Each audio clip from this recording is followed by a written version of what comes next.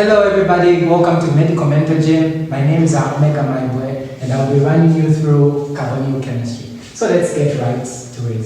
So when you discuss carbonyl chemistry, we define carbonyl chemistry as being the chemistry of carbonyl compounds. So what is a carbonyl compound? A carbonyl compound is a compound containing a carbon double bonded to an oxygen. So there are many types of carbonyl compounds. So many might argue that carbonyl compounds are the most important functional group, and then we'll be able to see that their argument for this is because carbonyl compounds make up a majority of the functional groups we study in organic chemistry.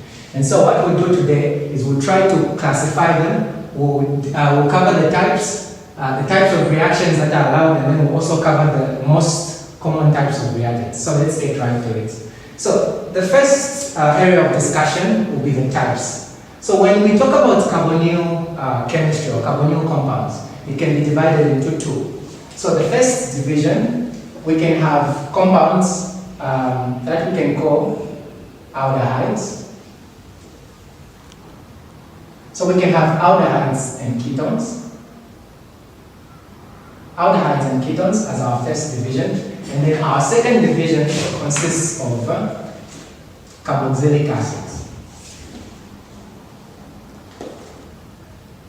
Carboxylic acids and their derivatives. Carboxylic acids and their derivatives. So all carbonyl compounds will fall under one of the two classes. So what does it mean when we say an aldehyde? So aldehydes will generally have this general formula. So we'll have an ara group, and then to be connected to a carbon that is connected to a double bonded oxygen, and then we'll have a hydrogen. So this is the general form of an aldehyde. Then the next type under this division, we can have ketones. So how do ketones look like? You have an ara group, right? And then you have a carbon which is double bonded to an oxygen, and then you have another ara group. This ara group could be the same, it could be a different ara group, but you have something that will look like that. So the next thing we could discuss is under this division, you could have, firstly, the carboxylic acid itself. So you say ara attached to a carbon which is connected to a double bonded oxygen, and then you have an OH group there. So that's your carboxylic acid, and then you can have some of the derivatives of carboxylic acid. So you'll be able to see that when you have an ara group attached to a carbon which is attached to an oxygen, if in place of the hydroxyl group, you instead put an amine, so that's NH2, you get an amide. So that's a very important concept to know. So you need to know that whenever you have an ara group attached to an NH2, we call this an amine. And then whenever you have an ara group connected to a carbonyl portion, then connected to an NH2, we then call this an amide. So that's an important thing to take note of. So what other compounds do we have in this family? We also have the last two, which will be, we have esters. So esters will look like this. So in place of the hydroxyl group or the amine group, instead you put an oxygen and then you have another ara group. So that's how an ester will look like. The last member of this family is an acyl halide. So they generally have this form. And then I'll put an X here. When I say X, I mean it could be any group 7 metal or any group 7 element or any halide. So it could be chlorine, iodine, it could be fluorine, etc. So this is generally the division. So we need to know the first division, we can either have aldehydes and ketones, and then the second division we could have carboxylic acids and their derivatives. So let's move on to the next section. So now let's dive into the types of reactions that you can have when you discuss carbonyl compounds. So you can have two types of reactions. So the first type of reaction is the one we're calling, nucleophilic addition. So you can have nucleophilic addition. Can have nucleophilic addition reactions. What other reactions? We can also have nucleophilic substitution. Nucleophilic substitution reactions. Right? Another important thing to know is not all compounds can participate in both. So you need to know that when you talk about nucleophilic addition, which one or which compounds from the two families can participate in nucleophilic addition reactions. So number one, you have the aldehydes, right?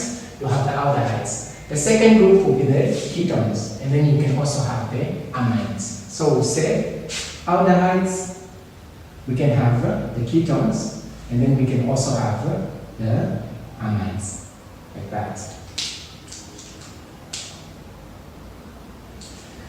What about nucleophilic substitution? Under nucleophilic substitution, you only have two. So number one, number two. The first are the esters. So the esters, and then the second are the acyl halides. The acyl halides. Then one might ask, what about carboxylic acids? So carboxylic acids are initially supposed to undergo addition reactions. However, this reaction does not happen. So if you have a test problem where you're given the carboxylic acid and you're expected to do an addition reaction, the best thing you could do is put an X after the arrow to show that that reaction is not possible. So let me explain what it means when you say nucleophilic addition reactions. I'm sure it's exactly what you're thinking right now. When we talk about nucleophilic addition, we are adding a nucleophile to a carbonyl compound. So how do we do that? I could choose any one of the compounds I mentioned. Let me choose a ketone. So if you start with a ketone, I could have an R group, and then I'll have this there. I'll have another R group, and then I'll react this using a particular reagent. So the reagent could be any reagent. We'll talk about the reagents there, but then I'll choose this reagent. I'll choose, this is 1, 2, 3, 4, a butane attachment with a magnesium and bromine. So the first thing I want you to know is when you analyze this ketone compound, you'll be able to see that this carbon here is double bonded to this oxygen, right? If you compare the electronegativities of the two, you'll be able to see that oxygen is more electronegative. That means by default, this should be electropositive. Let's keep that idea. Let's analyze the charge. Magnesium has a charge of +2, right, or 2+. Bromine has a charge of -1. What's the net charge? The net charge will be +1. So that means the combination has a formal charge of +1. The fact that this has a formal charge of +1 and the entire molecule is not charged, that should mean that this point here, or this carbon here, has a negative charge to balance the charges. So the fact that this has a negative charge, we give it a different name. So we'll call it a carbonyl. We'll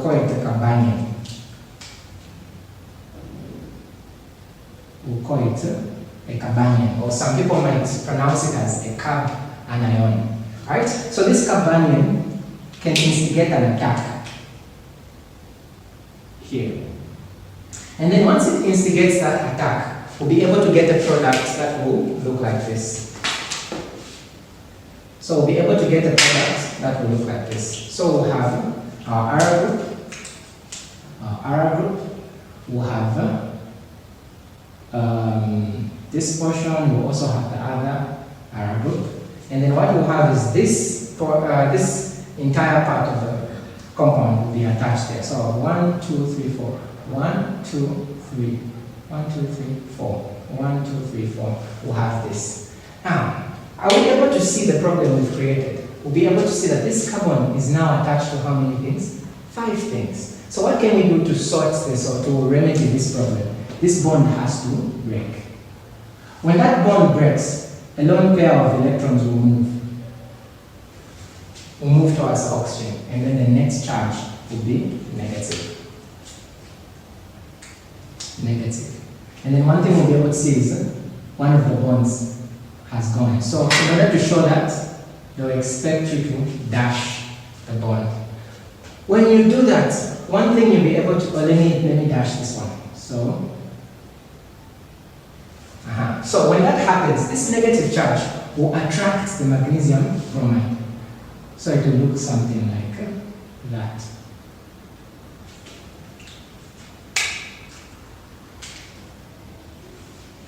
And to finish off the process, what we could do is we could add a little bit of hydronium ions. So usually they are provided by exposing this reaction to acidic media. And then the hydrogen will join there. And then at the end of the day, the final product will look like this. So you have your Ara group, you have an alcohol, right? You have an alcohol, you have your other Ara group. 1, 2, 3, 4. Yes. So this will be your final product. So this is how an addition reaction will be. So if they ask you to propose a mechanism, you do the same thing, regardless of whether it's a ketone, an aldehyde, or the reaction will be the same. So let's discuss substitution. So you need to know when we discuss substitution, only 2 can undergo substitution. So we can have the esters or the acyl halides. So let's try using an ester. We say we have that connected there, we have this, and we have that. So let me use the same exact reagent for uniformity. Right? The story is the same. This is carrying a negative charge. This is a carbanion. The carbanion will instigate an attack there. Why is it instigating the attack? This part is positive, this part is negative. Same story. What do we produce at the end of the day? We produce something that will look like this, like that, and then this portion, say 1, 2, 3. So 1, 2, 3, 1, 2, 3. Okay. There's a problem there. It's connected to 5 things. The bond breaks. We could show that by dashing it.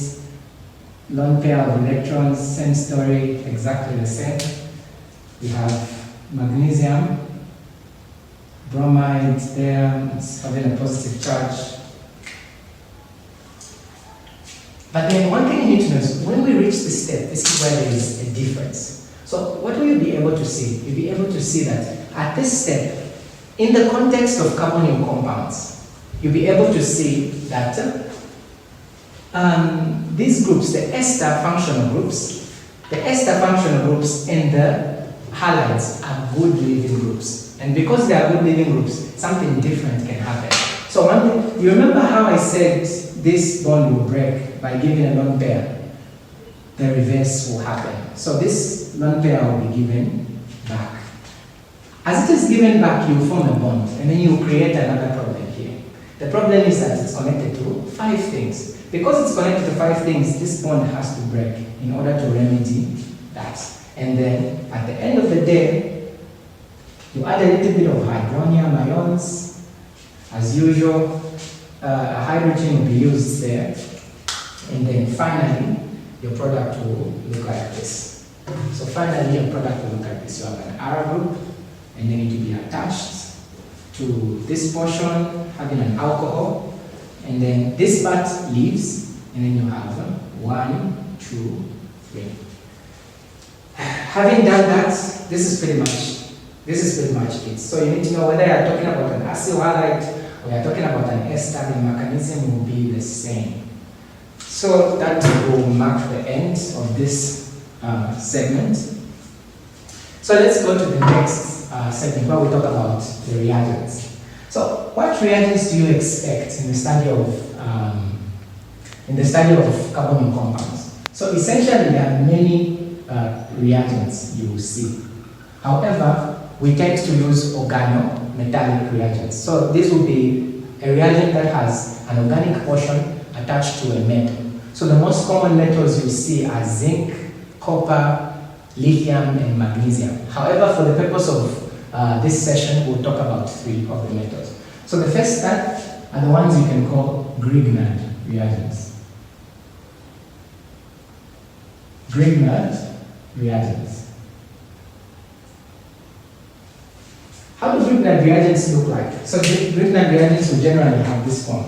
They'll have an organic portion, and then they'll be connected to magnesium as the metal and some halogen X. It could be bromine, it could be chlorine, doesn't really matter. The second type are the ones we're calling Gilman reagents. Gilman reagents. How do these ones look like? So Gilman reagents are similar to Grignard reagents, except there's a slight difference. So they'll have an organic portion, and then they'll have copper attached to lithium, and then they'll also have the same organic 1, 2, 3. So they'll have the same organic component there. And then the last type are the ones we call organo lithium reagents. Organo-lithium reagents. How do these ones look like? So they'll generally have an organic portion, and then they'll be attached to lithium. They'll be attached to lithium. So what other thing do you need to know? So you need to know about how, okay, we'll talk about the synthesis, but then the first thing I want to talk about is the differences.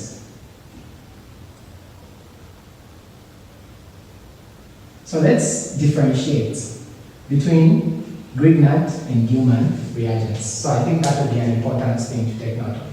So the first difference you should know is the one we've already clearly seen. So you'll be able to see that Grignard reagents will involve magnesium, whilst Grignard reagents will involve copper and lithium. What other difference can you see? Is you'll be able to see that Grignard reagents are more reactive. They are more reactive, whilst these ones are less reactive. So these ones are so reactive that they can even react with air. So let me do that. So they can even react with air. So this is a typical mechanism they could ask you to show. So you need to know what do they react with in the air. It's the carbon dioxide. So carbon dioxide will look like this. So what do? You react the Grignard reagent like this. And then what will it do? Same thing, it will instigate an attack. When it instigates that attack, it will look like this.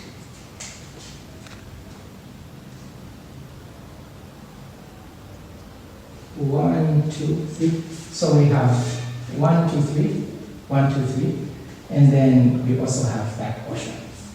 We've created a problem. The problem is that the carbon is attached to 4 things, and so how do we solve that problem? This bond has to break by giving the lone pair there. So this will look like this. This will carry the negative type. And then at the end of the day, one thing you'll be able to see is that your final product will look like this. The final product will look like this. So you'll have 1, 2, 1, 2, 3. That's this portion. You have this, and you have this. And then if you add some hydronium ions, you'll be able to see that you could get a hydrogen there, and then you produce a carboxylic acid. So in the next video, we'll add more depth we'll discuss the Grignard reagents, the Gilman reagents, and the organolithium reagents in more depth. And I think I'll be concluding there for now. So we can. Thank you very much for watching my first video on our organic carbonyl chemistry series. I hope you enjoyed. I trust that you had a very good time watching the video.